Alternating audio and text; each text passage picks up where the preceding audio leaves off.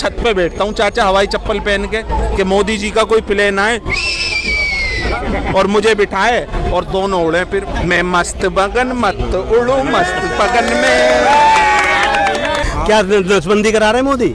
नसबंदी करा रहे हैं? वो नसबंदी ना करा रहे, वोटबंदी तो करा दी, नोटबंदी तो करा दी, कराई नहीं कराई। नोटबंदी तो अच्छी चीज है। इस उम्र में आदमी घरवाली के मन की सुने, वो देश के मन की सुनने आए। चाचा मैं कहना चाहता हूँ, सुनो अब क्या ये एक बीजेपी की तरफ से एजेंडा चलाया जा रहा है कि राहुल गांधी जैसे ही कुछ बोलते हैं उसे धर्म का अपमान बता दिया जाता है, देश का अपमान बता दिया? जिसको धर्म के बारे में नॉलेज ही नहीं, बीजेपी आज धर्म की सबसे बड़ी ठेकेदार बनी बैठी है। वो हर चीज में ये बात करती है, हाँ धर्म का अपमान कर दिया, धर्म का अपमान कर दिया। पढ़ो तो सही एक बार भाई बैठ के, ऐसे ही उनके समर्थक हैं, बिना पढ़े उन्होंने बोल दिया उधर से और बिना पढ़े पै पै पै पै पै पै पै शुरू हो जाएंगे सारे, एक भी चुप नहीं होगा। हाँ अपमान कर दिया, अपमान कर दिया, अपमान कर दिया। सबको चैलेंज दे रहा हूँ, आ जाओ मेरे से थोड़ी सी शास्त्रार्थ कर लो, मैं बता देता हूँ तुम्हारे को फर्क। एक ही बारी में बता दूंगा तुम्हारे को सारा फर्क। एक दिन बैठ के कर लो, एक दिन बैठ के गीता का पढ़ लो। गीता में, हमारे गीता सार में कितने देवताओं का उल्लेख था? वायु देवता का उल्लेख था, हनुमान जी का उल्लेख था, सबका उल्लेख था। लेकिन जब श्री कृष्ण ने अपना विराट स्वरूप दिखाया तब उन्होंने क्या कहा? मैं ही भगवान हूँ, मैं भगवान हूँ। उन्होंने ये नहीं कहा था कि मैं देवता हूँ, मैं भगवान हूँ। जब अपना विराट स्वरूप दिखाया तो सारे के सारे देवता, सारे के सारे ब्रह्मांड, सारे के सारे ग्रह नक्षत्र सब उन्हीं के उसमें समाये हुए थे। तो भगवान अकेले वही थे ना। तो ये चीजें जब फर्क नहीं है, अब वो गीता भी नहीं उन्होंने पढ़ी, मात्र मामूली सा गीता सारा आखिर में आता है 18 अध्यायों के बाद, वही पढ़ लो कम से कम बीजेपी वालों, गत सुधर जाएगी तुम्हारी। अच्छा, राहुल गांधी का कहना है कि देश में स्किल्ड लोगों की कमी नहीं है, बस स्किल्ड लोगों का यहाँ सम्मान नहीं किया जाता। कितने सहमत है इस बात से? किसने कहा है? राहुल गांधी ने कहा कि देश में स्किल्ड लोगों की कमी नहीं है, बस स्किल्ड लोगों की यहाँ सम्मान नहीं किया जाता। बिल्कुल ठीक कह रहे हैं जी। अगर स्किल्ड लोगों का सम्मान कराया जाए तो हमारा जो जिसे कहते हैं बुद्धि का ड्रेन होना, वो ऐसा क्यों होता? आज सुंदर पिचाई जाके विदेश में क्यों बैठे होते? आज सत्या नडेला विदेश में क्यों होते? उनको यह सम्मान ही नहीं मिला, उनकी पहचान ही नहीं गया उन्हें। जिस तरह से वो काम कर सकते थे उनको क्षमताओं का पूरा दोहन नहीं करा गया। तो जाहिर सी बात है जब उनके पास बुद्धि, और विदेशों में जाके आप देखिए सारी की सारी माइक्रोसॉफ्ट में जाके और बड़े एप्पल में जाके सब में आप जाके देखिए भारतवंशी बैठे हैं। जब उनका सम्मान नहीं करेंगे तभी तो वो लोग जाएंगे। लगातार हमारे देश से लोग पलायन कर रहे हैं। पिछले साल ही 13 लाख लोगों ने जो है नाक की छोड़ी है भारत की। क्यों छोड़ी है? देश में उनको सम्मान नहीं मिल रहा। आप सम्मान करो, आप बात करो, हर चीज़ आके ओके होगी। अच्छा, क्या मोदी जी जब विदेश में जाके ऐसा कुछ भी बयान देते हैं तो उसका एक मुद्दा नहीं बनता, पर राहुल गांधी जैसे विदेश में जाके चीन की तारीफ भी कर देते हैं तो बोला जाता है कि देशद्रोही है? देखिए जी, प्रॉब्लम क्या है आज की डेट में, सबसे बड़ा इसका रीज़न जो है वो मीडिया है। हमारा मीडिया जो है जो हद से ज़्यादा चाटुकार हुआ पड़ा है। मीडिया कभी कुछ बोलने को राजी नहीं होता। मीडिया सही को सही नहीं दिखा रहा, गलत को गलत नहीं दिखा रहा। वो मोदी जी का गलत है उसे सही दिखा रहा है, और जो राहुल जी का या कांग्रेस का या किसी और पार्टी का, सिर्फ कांग्रेस का नहीं या किसी और पार्टी का सही है उसे गलत दिखाता है वो। सीधी सी बात है, मीडिया बिल्कुल निष्पक्ष नहीं है। मीडिया ने हर तरह से बदतमीजी कर रखी है। कहीं भी कोई अच्छा काम होता है मीडिया उसको नहीं दिखाएगा। कभी किसी गैर बीजेपी शासित राज्य में कोई रेप या बलात्कार या ऐसी घटना हो जाएगी, मीडिया उसे उछाल के आए भाई रो के टब भर देता है, आंखें भर देता है। और उसके बाद अगर वही किसी बीजेपी राज्य में हो जाता है तो उस पर चुप्पी साध जाता है। अभी आपने ताजे कितने सारे उदाहरण देखे, उत्तराखंड का उदाहरण देखा, यूपी में कितने सारे रेप हुए हैं, कोई आवाज़ ही नहीं निकल रही। सीधी सी बात है। तो सारा काम मीडिया का ना, मीडिया लोगों में गलतफहमी फैला रहा है। मीडिया इस चीज़ को चरण चंबुकता को हद पार कर चुका है जी। क्या कहना है सर? देखिए, मोदी जी भी विदेश में जाके कई बयान देते हैं तो उसका एक मुद्दा नहीं बनता, पर राहुल गांधी ने अब विदेश में जाके बोल दिया है कि चीन में रोजगार ज्यादा है भारत से ज्यादा, तो अब उसको लेके बोला जा रहा है कि देशद्रोही है राहुल गांधी। ये सारे उसे विदेश में क्यों नजर आते हैं प्लेटफॉर्म ये बात बोलने के लिए? यहाँ पे कहीं पे भी माइक लेके कभी भी बोल सकता है, प्रेस कॉन्फ्रेंस कर सकता है। वो उसको कोई रोक टोक थोड़ी है, वो तो कुछ भी बोल सकता है। आज वो रेलवे पर ट्रिप पे जाके और खलासी की तुलना जो है ना वो रेल के ड्राइवर से कर रहे हैं। उनका कोई भरोसा नहीं वो कब क्या बोलते हैं और वो कहाँ पे बोलते हैं।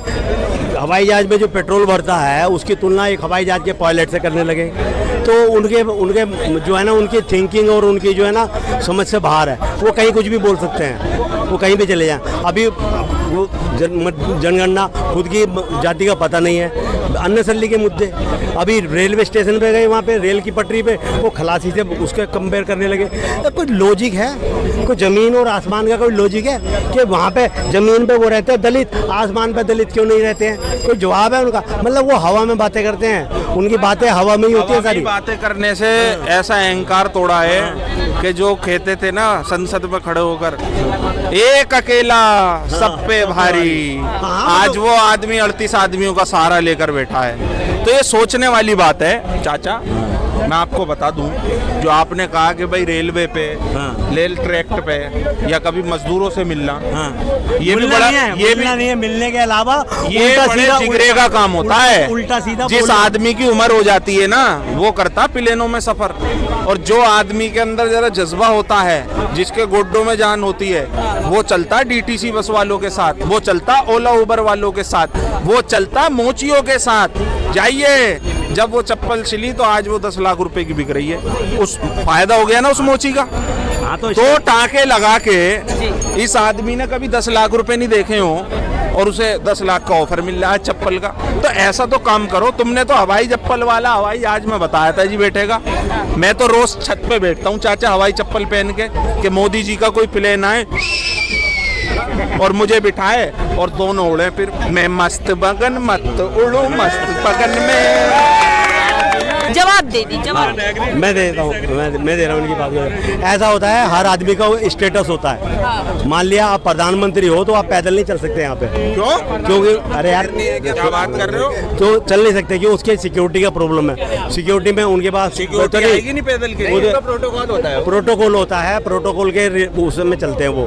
अब वो एलओपी है, कहीं भी जा सकते हैं, उनके लिए कोई दिक्कत नहीं है। अपनी सिक्योरिटी के पीछे रख के कहीं भी घूमे, मना किसने किया? लेकिन प्रधानमंत्री एक स्टेटस होता है देश का। प्रधानमंत्री को जमीन के नीचे तक जाते हुए देखा भाई साहब। जब देश के ऊपर अकाल आता है, जेठ किसी परेशानी में होता है, देश किसी दुर्घटना में होता है, तो ये नहीं है कि मैं टीवी पे सफेद कोट पहन के और कहूं कि भाइयों बहनों और मेरे देश के वासियों सुनो मेरे मन की।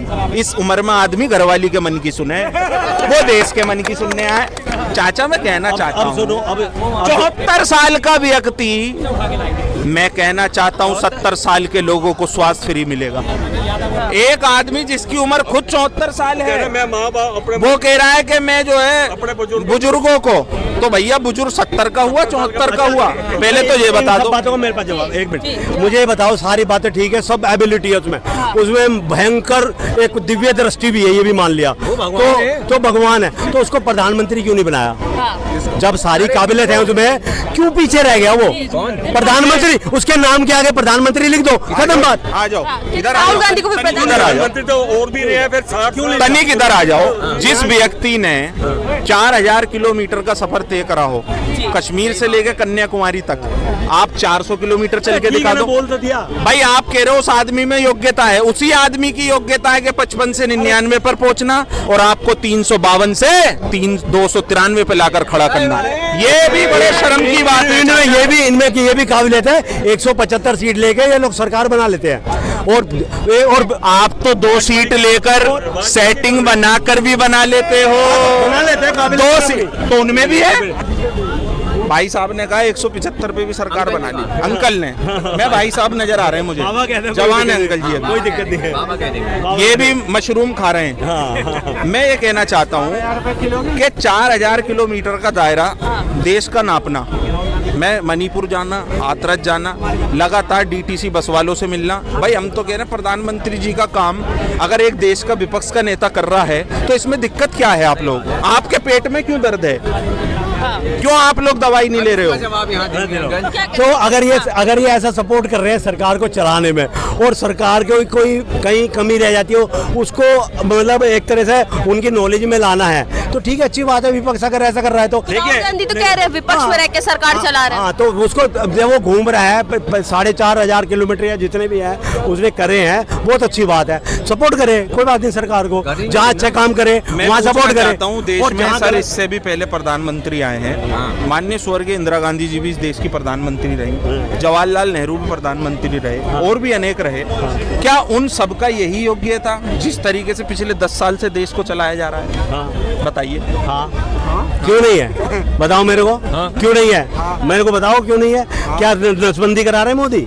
नसबंदी करा रहे हैं? वो नसबंदी ना करा रहे, वोटबंदी तो करा दी, नोटबंदी तो करा दी, कराई नहीं कराई, नोटबंदी तो अच्छी चीज है, कोई बात नहीं। तो मोदी जी पे भी नुकसान क्या? लगातार किसी लोकतंत्र का हत्या करने का नुकसान- आरोप लगता है। फालतू बोलनी। जो सरकार अपने 2000 का नोट ना चला पाई, वो बात कर रहे हैं यहाँ नसबंदी की।